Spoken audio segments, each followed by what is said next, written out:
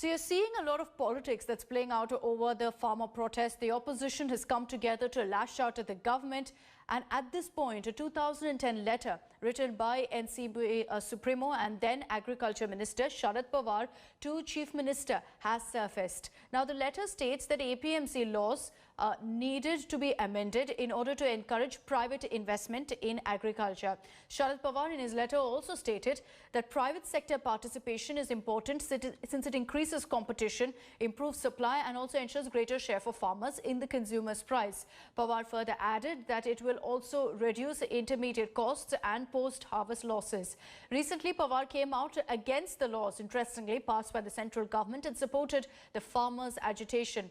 Government sources have termed this as hypocrisy by the opposition since they had been backing the private sector's inclusion in the farming sector when they were in power. Punjab Haryana से शेतकरी रस्त्यार येतो गांभीर्याने दखल घ्यायला पाहिजे ती दुर्दैवाने घेतली दिसत नाही.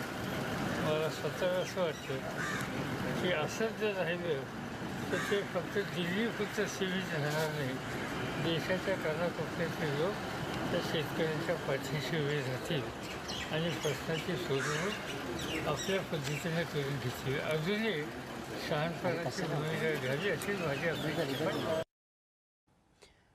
So this is the letter on your screens, which in fact the government has been citing to go ahead and lash out at Sharad Pawar, saying that this letter written by Pawar back in 2010 shows how he also was batting for the exact same reforms in the farming sector. And now you have Sharad Pawar, in fact, on December 6th, as we just played out that reaction for you, coming out opposing these very reforms and also backing the farmers' agitation. So the government using this letter to question the opposition's support for farmers, saying that this is exactly what they wanted and now, for the sake of politics, are backing the farmers' protest. So interesting political fight playing out there. We're awaiting some sort of a reaction also from the opposition on this particular letter that is doing the rounds, the letter from 2010 in which Sharad Pawar has spoken about much needed reforms to include private sector in the farming sector.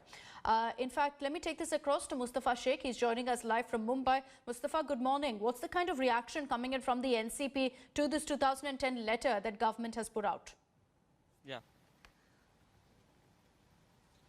Well, Akshata, what the NCP is saying that there was not initial protest for the farm laws. It is the way the farmers' protest was handled by the government is that the political compulsion has become in India to come out. Now we are hearing that Delhi Chief Minister Arvind Kejriwal is also joining the protest at Sindhu border. So this is something that the opposition parties are not letting go, an opportunity given by the BJP to take over the political surplus which was there in the farmer protest. And hence, if you see Akali Dal, the leaders came here in Maharashtra, met Uddhav Thackeray, the Chief Minister, and after that, Shiv Sena has given support. Only yesterday morning, after meeting Sanjay Raut, Sharad Pawar had announced that the way the protests are being handled is wrong, is not mature, and Punjab and Haryana farmers are no farmers that you can sideline. If they are saying something, then it has to be heard and handled better. Back to you. Okay, Mustafa, thank you for all those details.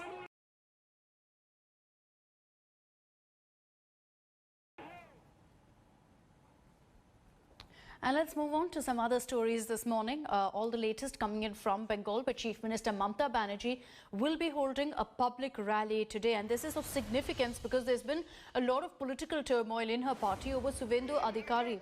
Mamata Banerjee will be holding a rally in West Mednipur, which is Suvendu Adhikari's stronghold. Now, the TMC Supremo will in fact be launching the campaign rally in the Jungle Mahal area. Mamata's rally will be a first in the Mednipur area amid the ongoing pandemic. The preparations are on in full swing with more than 10,000 banners being installed all over Mednipur town.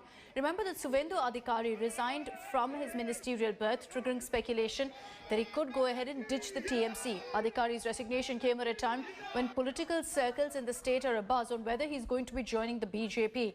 Meanwhile, BJP MP Arjun Singh has made a rather explosive remark and said that the TMC-run government will fall before the assembly polls as soon as Suvendu Adhikari quits the party. He's left the cabinet but is still part of the TMC. With the ruling TMC claiming to have resolved the ongoing tussle with Adhikari, all eyes now are on Mamata Banerjee's mega rally in West Mednipur. And actress politician Vijay Shanti has quit the Congress, all set to join the BJP. Sources stated that she will be joining the party today. She was spotted meeting with the MOS Home G. Kishan Reddy as well as BJP's Telangana chief Bandi Sanjay Kumar. She also met Home Minister Amit Shah at his residence on Sunday evening. The South Star is known for memorable roles in movies like Surya IPS, Kolimi, Zamanat and Rowdy Inspector.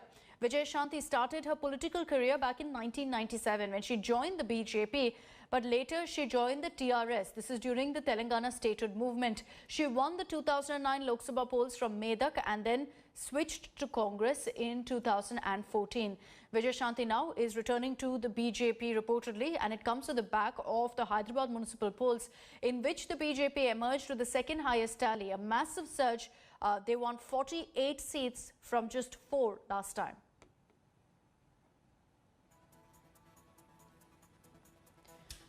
And polling for the fourth phase of the Jammu and Kashmir District Development Council polls has begun. Voting is being held in 34 constituencies where over 7 lakh eligible voters will decide the fate of 249 candidates in the fray. Polling will end by 2 p.m. Besides the DDC elections, polling is also being held for the Panchayat by-polls in 50 vacant Sarpanch seats and 216 vacant Panchayat seats falling within these DDC constituencies. There are 1,910 polling stations set up across the Union Territory for this phase, 791 in Jammu and 1,129 in Kashmir. So far, 3 phases of DDC elections have been held in Kashmir. That was on November 28th and December 1st as well as December 4th. These polls are significant. It marks the first democratic exercise in Jammu and Kashmir after the abrogation of Article 370.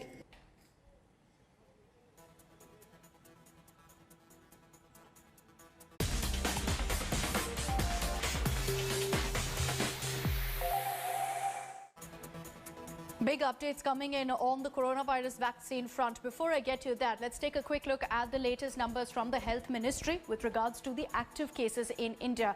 And these numbers will give you a sense of how really we're doing in the fight against coronavirus. Let us start off with the number of active cases currently in India. It's at 4,03,248. As far as the death toll in the country goes, it's in fact at 1,40,182. What about our recoveries? Well, we have one of the best recovery rates in the world.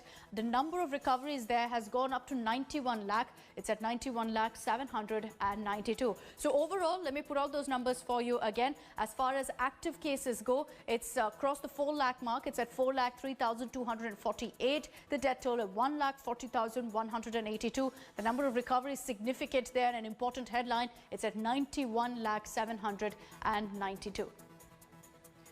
We're slipping into a short break here on First Up. Coming up on the other side is all the latest from the world of sports. India has in fact chased down a massive target to go ahead and seal the T20 series against Australia. Match report coming up in just a minute.